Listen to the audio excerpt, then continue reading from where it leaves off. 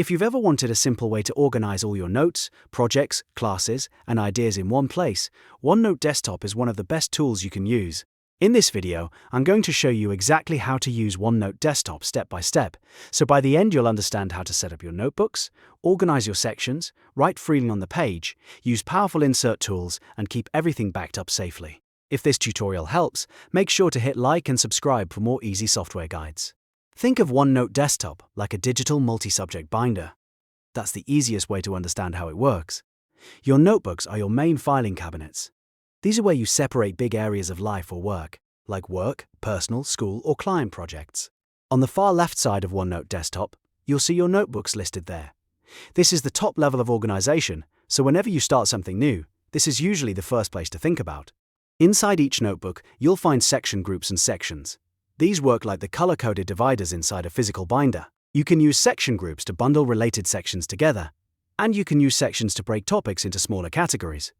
For example, inside a work notebook, you might have sections for meetings, tasks, planning, and research.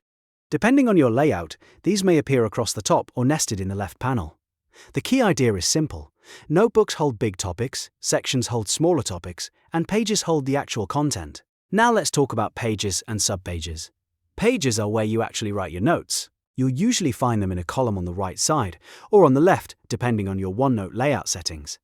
When you create a new page, that's where you can start typing, pasting information, or collecting ideas. If you want to make something feel more organized under a main topic, you can drag a page slightly to the right to turn it into a subpage.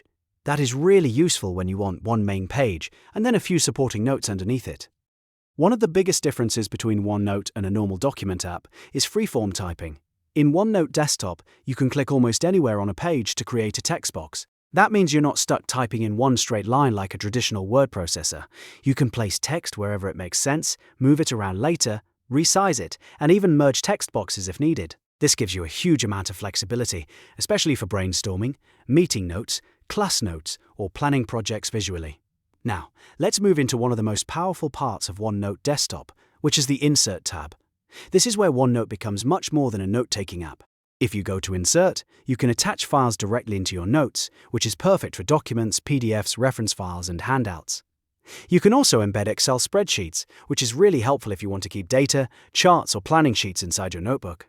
If you're in a meeting or lecture, you can even record audio directly into your notes, so your notebook becomes a full record of what was said. And if you want to capture something from the web, you can use the screen clipping tool to clip articles or parts of a web page and place them right into your notes.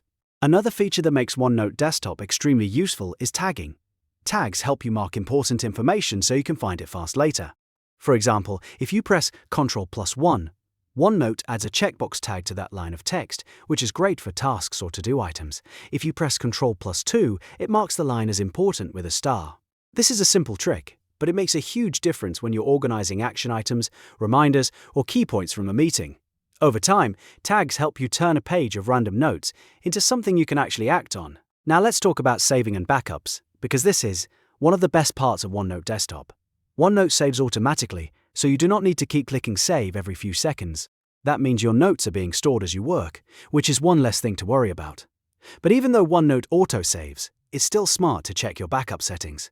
You can adjust how often OneNote creates local backups of your notebooks, which helps protect you from accidental deletions or issues with your files. If you're using OneNote for important school notes, client work, or business planning, this is definitely something worth setting up. So, if we put it all together, the best way to use OneNote Desktop is to think in layers. Start with notebooks for your main categories, use sections and section groups to divide the information into manageable parts, then use pages and subpages for the actual note-taking. Click anywhere on the page for flexible freeform typing.